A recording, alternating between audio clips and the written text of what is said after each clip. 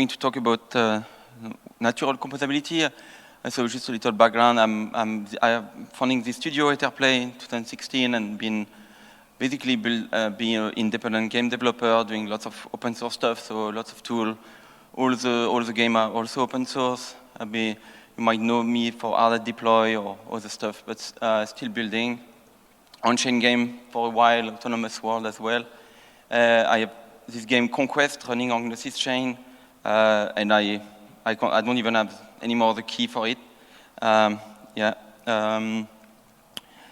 so today I want to talk about natural composability. So in this presentation, I put QR code sometime like to show some resources. So this one is an article I wrote, which is the subject of the talk. And it's basically I plan to explain this diagram to kind of explain this concept of natural composability. So before, I guess you have maybe heard different definition, or maybe you didn't. I think autonomous world, there is very different variation, but I think it's important to have kind of a definition, or at least some base for a definition. And to me, there is two properties that stand out. It's permissionlessness and persistence, and you need them kind of to have new other things. For example, autonomy will rely on these two to some extent. And persistence, it doesn't mean the game needs to run 500 years. It just means that it can. And so it means like other player can build on top. And then maybe it will be there in 500 years, or maybe it will die the next year. And permissionless is really this idea that anybody should be able to participate, except maybe having some fee, or etc. But same like all this blockchain network, like Bitcoin and Ethereum, where it's for everybody. I put two examples here. Both of them are completely permissionless and also designed to be persistent. In the topic of this talk is to explore one particular property that results is composability, and I think there is different kind of composability, and yeah, that's kind of what I want to explore. And all of these on-chain games, whether they are autonomous or not, they all have a completely permissionless API. And so there is no API key, no server even to connect to. And the cool thing is that we have actually already seen this. So it's not something just theoretical. So games have used it to add new features to existing games, things that create new behavior in players. So you can see that in Dark Forest with like the night market where player can now be selling information. So it's a new job they have in the game that was not really there in the first place. In Conquest, there is this ability to create alliance smart contract, which allow player to create like merchant alliances, for example. And in Mitrium, you have similar mechanics, and this could also be seen like in Uniswap with like liquidity incentive things. You can always reuse the API to do things on top of it.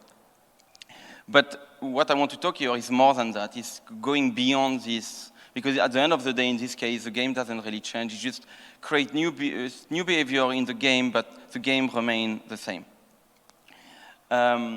But I think one thing that kind of I didn't really mention, but one core, so I think there is property that, there is persistence and permissionlessness, and this allow you to have the game to be autonomous, to be composable.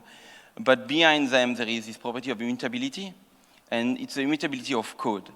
And so it might be counterintuitive to think about, wait a minute, how can you change the world if the rules are immutable? And immutability is actually the one that allows the game to be autonomous. But funnily enough, with natural composability, we can actually change the world without changing the rule of the original rule. And it's kind of the topic of this. And so to answer that question, how to do it, maybe the obvious one is like, oh yeah, let's make the game be upgradable. And so what I mean here by upgradability is that the rule, because you could of course have a game, actually I should mention here there is a game DAO by Austin Griffiths which explore governance as part of the gameplay. Here I'm not talking about that. I'm talking when I say a game is upgradable, it means that there is a rule outside of the one dedicated to the game that lets the game change. And so it means the game is not autonomous anymore because it's not the game rules that define how it's evolved. It's some other parties that can define. So So it means now the rule can change. It means now you cannot build on top. Like things, if there is a hard fork on Ethereum, but the crucial point at every hard fork is to make sure it's backward compatible. And so we don't want change if we want to compose a game. And of course, governance can be captured. So it's me. So ultimately, we cannot separate the two. So if you think you are separating, you are just letting other people decide. Maybe people who don't even play the game change the game. And so the other solution that might come to mind is the fact that, oh, what if we add some hooks somewhere? And I think it's a fascinating way to have on-chain game evolve. And you can see that also in Uniswap before, where basically you can let a smart contract be called by the main smart contract and to do like things that were not planned. But ultimately, you have some balancing. You have to put some constraint to make sure that the system doesn't break down after you have of this. So you still have to limit what you can compose with. It's still a very interesting one, but natural composability, which I'll describe just after, allow for complete freedom of how the game can change. So I kind of call it artificial composability. I don't know if it's a proper term, but whatever. Like it's trying to. So you have this issue of flexibility versus robustness, really, and so natural composability, I think, comes from the realization that a world is not its code. So the code can be mutable, but the world can change. So, and because the world is really the code, the player, their input, and the interaction among them, the community. This is what defines the world. And so, and this is exactly that perspective that lets us understand how immutable code does not constrain us in how the world can become. So in the diagram, I represent that with this rectangle. So here, the shaded rectangle, the first one, is a Genesis world. So you deploy a smart contract, rule 0, which are immutable. And players play among themselves, they interact socially. You can, of course, have a smart contract in between. And they form the world. Now anybody can build new rules. So it could be rule 1 or rule M, whatever, extending each other. And these rules, they will read the state from rule 0, and maybe it will bring so they will bring a new state and potentially a new player. And this new player will, maybe they are only interested in that new rule, but they are affected with what happened in rule 0. And so suddenly, player P4, for example, here will interact with P3 maybe to make sure that whatever is happening in the new rule, or in the old rule, it doesn't affect his strategy or things like that. And so that's kind of how the world becomes composed. And similarly, player playing only rule 0 at the beginning might realize that there is new value being produced somehow from their state. And so they might now want to communicate with other players from the new rule. And so we can imagine this. And the interesting thing about this is that there is no one dictating which new rule will be played. And maybe rule 1 become very popular, but suddenly wane over time. And so there is no thing that suddenly defines the world. The world. So yeah, it's kind of a summary of what it is. But basically, the world is now composed with new rules that was never imagined before, and without any need for centralized coordination. So it's complete freedom of how you want the world to be. And no need for predefined hooks, but of course it's compatible with them. And the funny thing is that we see that everywhere in crypto. Actually, it's almost the killer feature of crypto.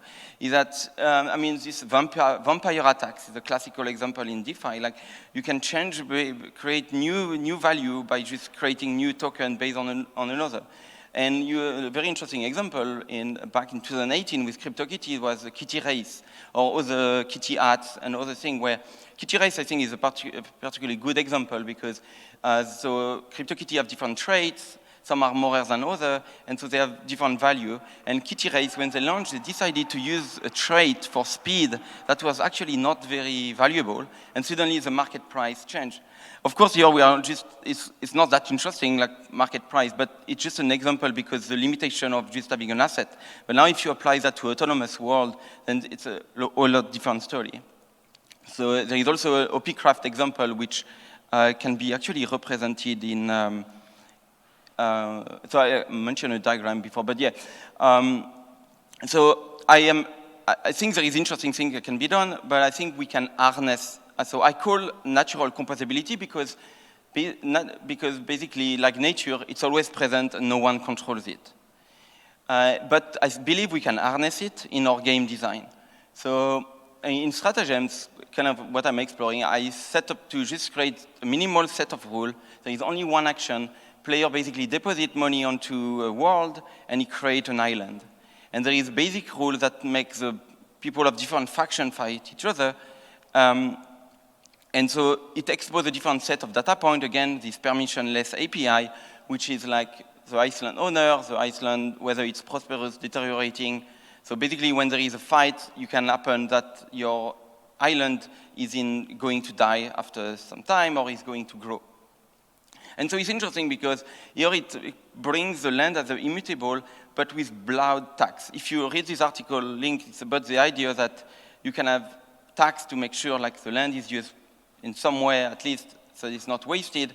And blood tax is almost a universal tax, where you have governance on top, which will kind of let you not have that. So I think it's more interesting that have this immutable world where you buy the land and you own it forever. Here you have to fight for it. And suddenly you can use so you can create a new state, like a new rule, that maybe do say that, okay, you have you go on the land, you put something, and then you have a dragon den somehow, and it only produces eggs when the land is being like productive on the layer below. And so suddenly you need to collaborate with the other player that plays the original rule to make sure. And you, of course, can make smart contract to collaborate on that. So you can co-own things on the layer below, etc. And we can imagine kind of new different rule to make sure the dragon owner and the landowner kind of collaborate. And so it can be represented in that way, like you can have smart contracts that make players collaborate over different rules. And I mentioned like before OPCraft, which I think is an example where in OPCraft what happened is that an owner managed to get all the diamonds, and suddenly he created a smart contract that kind of can regenerate the world by creating new rules, because, okay, I win over the whole world, but now I'm creating a new one with new rules. And for stratagem, like we can even imagine, again, like more rule on top of the rule 1 now. We are getting a rule n. And in that case, we have dragons now, but maybe dragons are creating, by pillaging the villages, they are amassing gold. But maybe in that case, the gold is not owned by the dragon owner, it's just owned by the dragon, and even the dragon owner need to kind of play the game as all other players to capture that. But maybe you have an advantage to create another dragon den in the layer 1, etc., etc. So, I mean, and again, like this is just an example. I'm not at the stage where, so right now I'm focusing on just the basic rule 0, but I might launch 2 games, one rule 0 and rule 1, to see how kind of an example of how composability can work. And yeah, so the conclusion is that natural composability allows community to shape the future of a world beyond its initial immutable code, and without central planning, all permissionlessly, and also all simultaneously. And so my hope is that the community will do that not only for the extrinsic reward at play, which will probably be a driving force for building stuff on top, like we have seen in the loot ecosystem, where you create this new gold coin because you have been a loot owner, but also for the interesting desire to build world together. And to finish with a question, it's what do you imagine when you think about composability? Yeah, that's it.